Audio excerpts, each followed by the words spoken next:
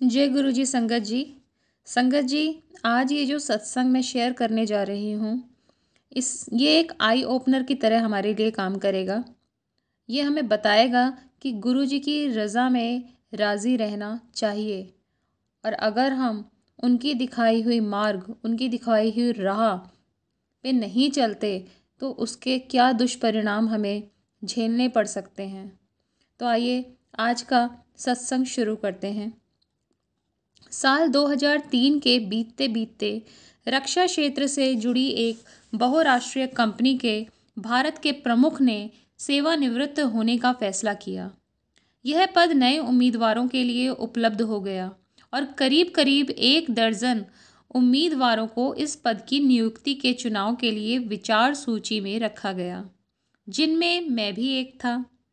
इस नियुक्ति के लिए मेरा नाम निर्धारित हो गया, पर इससे पहले मुझे नियुक्ति पत्र मिले, एक अन्य उम्मीदवार जिसकी शायद कुछ तगड़ी जान पहचान थी, सामने आए और मेरी नियुक्ति को रोक लिया। फिर भी बहुत से कारणों के चलते महीनों तक इस पर किसी को भी नियुक्त नहीं किया जा सका। कंपनी अब और इंतज़ार करने को तैयार नहीं थी, इसलिए साल 2004 के आखिर में एक बार दोबारा उन्होंने मुझसे संपर्क किया और जानना चाहा कि क्या मैं अब भी इस पद को लेना चाहूँगा। मैं इस पूरे घटनाक्रम से परेशान तो था, पर मैंने अपनी स्वीकृति दे दी। इससे कुछ दिन बाद ही मुझे पता चला कि मेरे ही एक घनिष्ठ मित्र ने अपने लिए इस पद को स्वीकार कर लिया था।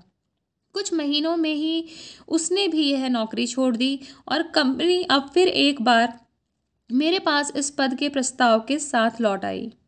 यह सब कुछ अटपटा और अपमानजनक महसूस हो रहा था, पर इस पद के लिए कंपनी द्वारा दी जाने वाली तनख्वाह काफ़ी लाभप्रद थी, इसलिए मैं मना नहीं कर पाया और मैंने एक बार फिर हाँ कर दी। पर नियुक्ति पत्र अब भी नहीं मिला।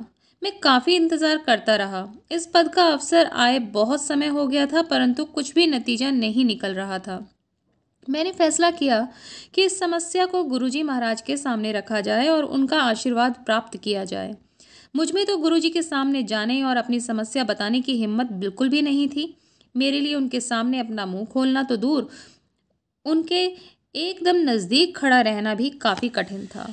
हमेशा की तरह मैंने मदद के लिए एक बार फिर सिंगला अंकल को संपर्क किया। मैं जानता था कि वो गुरुजी से आसानी से बात कर लेंगे।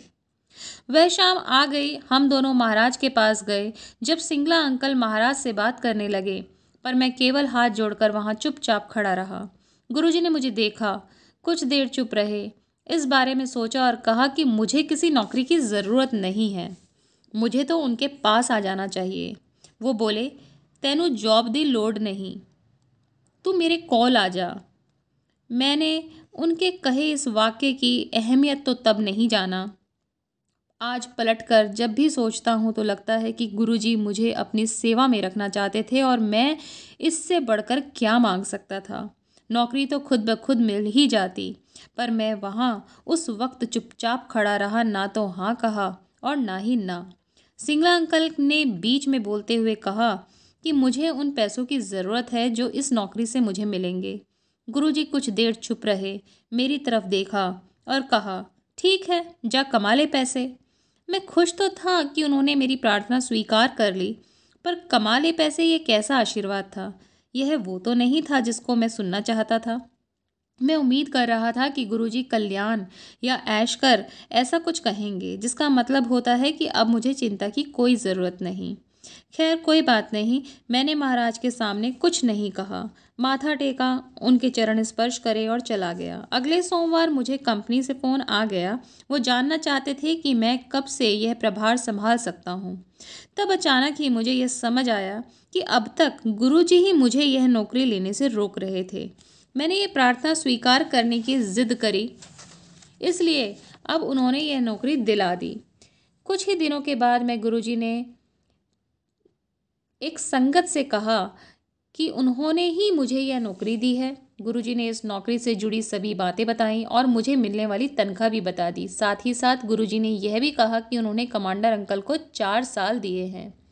मैं और मेरी पत्नी ये नहीं जानते थे कि इस बात का मतलब क्या है। क्या उन्होंने मुझे ज़िंदगी के 4 साल दिए थे या इस नौकरी को करने के लिए 4 साल का समय तय किया था।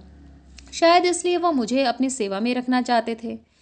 नई नौकरी पर नियुक्त होने के बाद जब मैं गुरुजी के पास आया और उनके सामने माथा टेका, तो गुरुजी ने कहा, कमांडर, रिटायर्ड फौजी को उसकी घरवाली भी नहीं पूछती। मैंने तेरी 2 लाख की जॉब लगवाई। गुरुजी मुझे छेड़ रहे थे। भले ही मेरी बात मेरी पत्नी ना सुने, पर प्यार से भरे गुरुजी हमेशा हमारी बात सुनते हैं। उनके आसपास बैठे सब लोग हंस पड़े। गुरुजी की मजाक करने की वो क्षमता एकदम कल्पना से परे थी। मेरे लिए चाहे वो मुझे छेड़ ही रहे हों, पर मैं जानता था कि वो मुझे आशीर्वाद दे रहे हैं। गुरु की मुस्कुराहट और हंसी से बढ़कर उनकी स्वीकृति का और क्या तरीका हो सकता है। गुरुजी की भविष्यवाणी मेरे जहन के में कहीं पीछे चली गई और मैं इस बात की तरफ सचेत नहीं रहा कि मैं 4 साल की समय रेखा में बंधा हुआ था। गुरुजी के शब्दों में एक अद्भुत मगर गुप्त शक्ति थी। सही समय आने पर ही उनकी कही बात याद आ जाती और वो बात सत्य सिद्ध होती।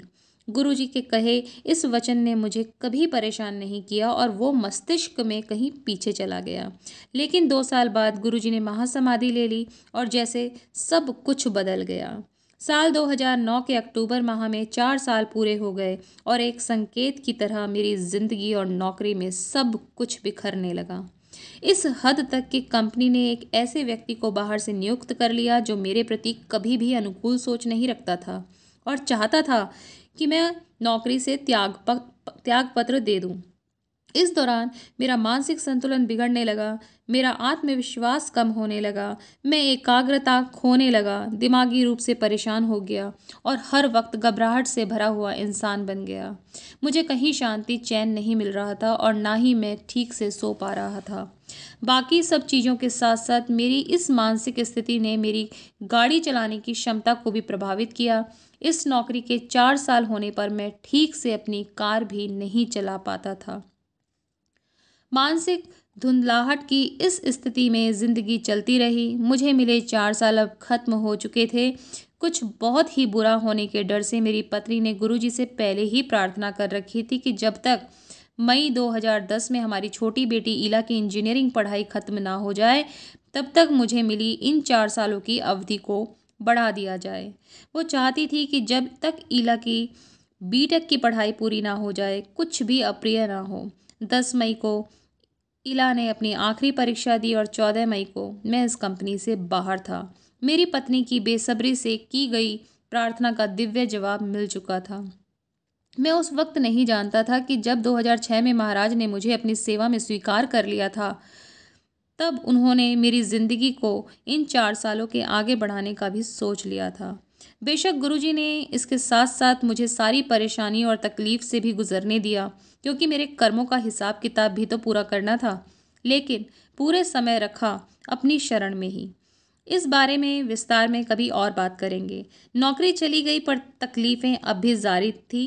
15 दिन के बाद नोएडा से दिल्ली कार से आते मैंने गुरुजी से विनती भाव में प्रार्थना की, महाराज, अब मुझसे और बर्दाश्त नहीं हो रहा, अब आप इसे ठीक कर दीजिए। मैं नहीं जानता आप कैसे करेंगे, पर कृपा करके सब कुछ ठीक कर दीजिए। मुझ पर कृपा करें और अभी मुझे जानने दें कि आप सच में मेरी प्रार्थना सुन रहे हैं। मुझे एक कार जिस पर गुरुजी का स्टिकर लगा हो दिखा दीजिए।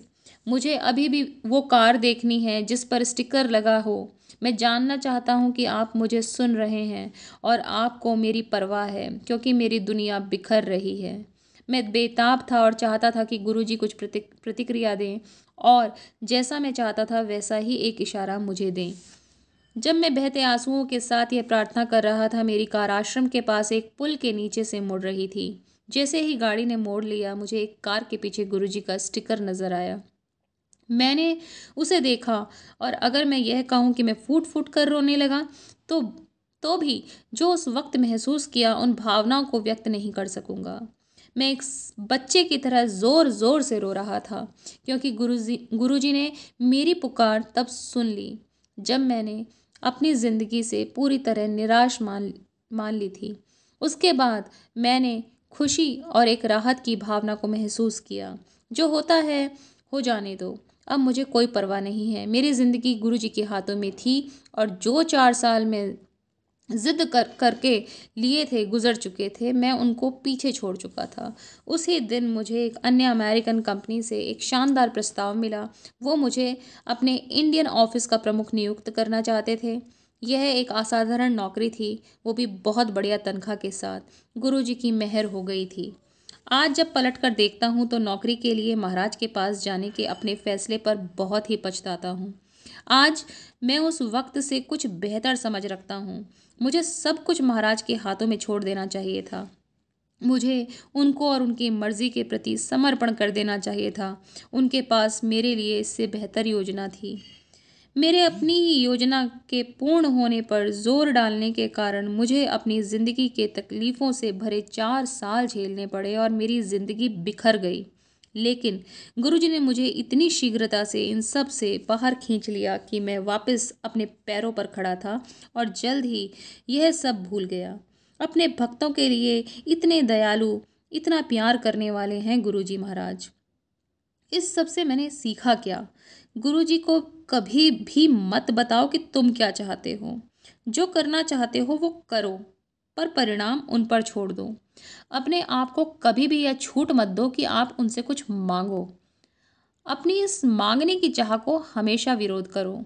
मैं आज भी प्रार्थना करता हूँ और मुश्किल परिस्थिति में उनसे ही हल भी मांगता हूँ, लेकिन कभी भी एक विशेष हल को नहीं बताता, क्योंकि मैं जानता हूँ कि गुरुजी को मेरी ज़रूरतों और इच्छाओं के बारे में सब पता है। उन्हें पूरा कैसे करना है यह उनकी जिम्मेदारी है। मैं यह ना जानना चाहता हूँ और ना ही मुझे यह जानने की ज़रूरत है। जब हम सब उन पर ही छोड़ देते हैं तो केवल इन्हीं हालत में गुरुजी इच्छा पूर्ति करते हैं। कैसे सब उन पर छोड़ना है, ये हमारी जिम्मेदारी है। शायद हम नहीं जानते कि गुरुजी को समर्पण करना कैसे है, पर हम इस दिशा में पहला कदम तो उठा ही सकते हैं, उनसे कुछ ना मांग कर। तो संगत जी, इस सत्संग से हमने जाना कि अगर हम गुरुजी की बताई राह पर नहीं चलते, उनकी रज़ा में राज़ी नहीं होते, तो हमें कितनी तकलीफ़ों से गुज़रना पड़ता है। इसलिए हमें कभी भी गुरुजी से सिर्फ अरदास करनी चाहिए, लेकिन कुछ मांगना नहीं चाहिए, क्योंकि पता उन्हें है कि उन्हें हमें क्या देना है और हमारे भविष्य के अकॉर्डिंग क्या हमारे लिए सही है।